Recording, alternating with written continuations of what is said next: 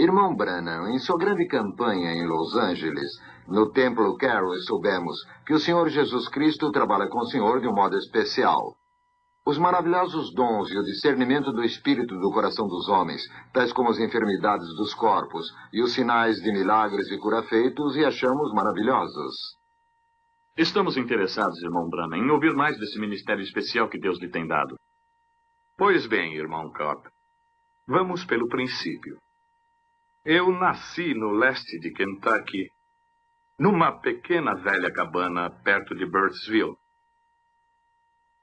Na manhã de meu nascimento, foi dito pelos meus pais que uma luz entrou no quarto e pendia sobre mim. Meu pessoal não era religioso. Não frequentava nenhuma igreja. É claro, isso causava uma agitação entre eles. Essa luz me segue todos os dias de minha vida. Recentemente, tiraram uma foto disto, o mundo científico, como se vê aqui. Provavelmente vocês estão familiarizados com esta foto. Foi provado pela ciência. É o único ser sobrenatural que tem sido fotografado.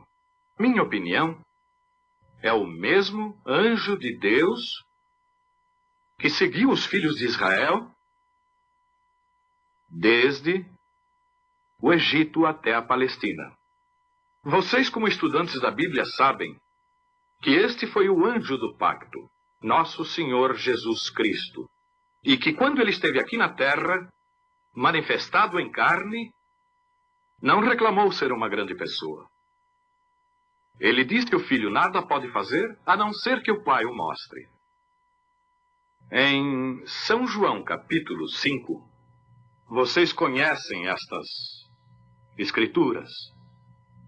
Jesus passou por esse famoso tanque de Betesda e encontrou muitas pessoas ali, cegos, mancos, coxos, esperando o movimento da água. É estranho que haja ministrado somente a um, mas se você nota, ele sabia onde estava essa pessoa. O pai o havia mostrado. Ele curou aquele. Talvez ele não era aleijado, porém estava sobre uma cama. Mas Jesus o curou. Então, mais adiante, encontramos no versículo 19... ele foi interrogado pelos judeus. Talvez isso seja questionado hoje. Por que Deus passaria por meio de um lugar onde há coxos e cegos e não curaria a todos? Mas quero citar suas palavras. Ele disse, em verdade eu vos digo, o filho não pode fazer nada de si mesmo, mas o que vê o pai fazer, o filho faz igualmente. De acordo com suas palavras, seu ministério foi baseado nas visões do Pai. Não seria então estranho que seu ministério se efetuasse como prometer a seus discípulos: as coisas que faço, vós também as fareis, e as fareis maiores do que estas, porque vou para o Pai. Ele disse, um pouco e o mundo não me verá mais, mas vós me vereis, e estarei convosco e em vós até o fim do mundo. Jesus Cristo é o mesmo ontem, hoje e eternamente. Creio em sua confirmação, neste último dia, pela ressurreição de Jesus, vivendo entre seu povo, fazendo os mesmos sinais e maravilhas que fez quando estava aqui na terra. Com a idade de 7 anos, nós mudamos de Kentucky para Indiana, um pouco acima de onde vivemos. Nós tínhamos a água num poço destinado ao público que ficava atrás, num lugar campestre. Numa bela tarde de setembro, eu vinha do poço com um pouco de água. Ali havia uma árvore que ficava na metade do caminho entre o poço e minha casa. Passando por ali, havia um redemoinho na árvore, o que chamamos aqui de torvelinho. Não era raro ver isso nesse tempo do ano nessa parte do país. Porém, o redemoinho se manteve na árvore. Eu parei para ver o que era. E uma voz me falou dizendo, não, nunca fumes ou bebas ou contamines teu corpo de forma alguma, porque haverá uma obra para fazeres quando tiveres mais idade. Assustado? Essa não é nem a palavra adequada. Corri depressa para casa e disse, para minha mãe que um homem me havia falado de uma árvore. Ela achou que eu estava nervoso e me colocou na cama.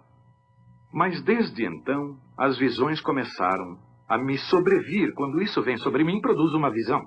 Estou em capacidade para dizer às pessoas o que elas devem fazer na vida e os pecados que estão ocultos em suas vidas.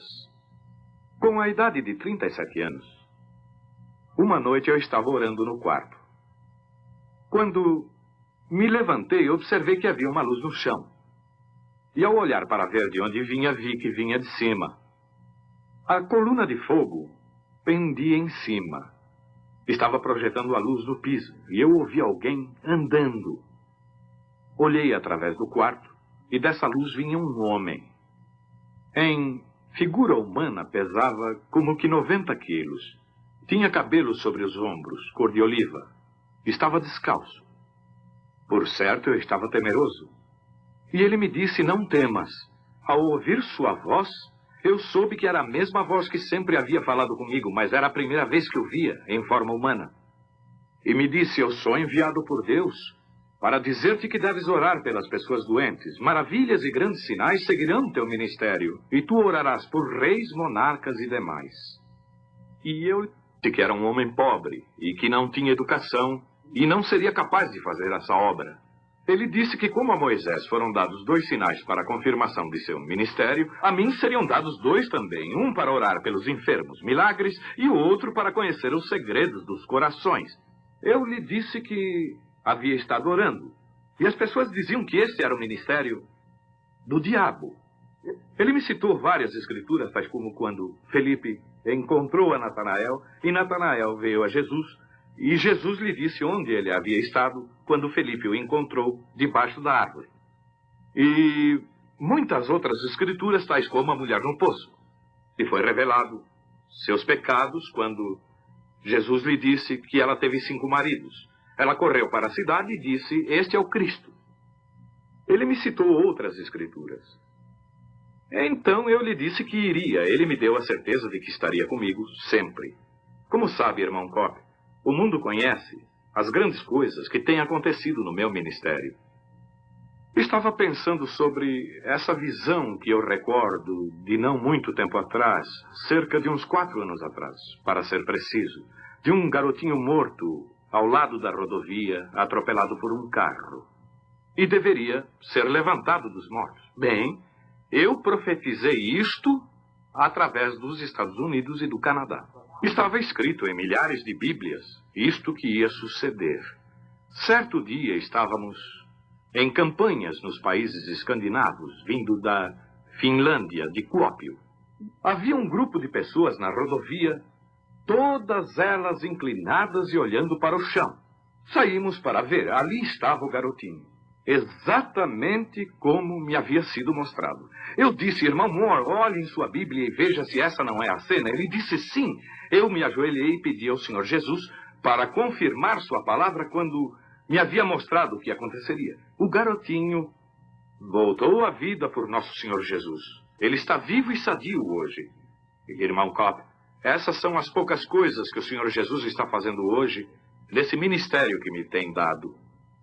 A minha humilde opinião é que isto é para confirmar sua palavra. As coisas que ele prometeu que sucederia nesse dia, estamos vendo acontecer hoje.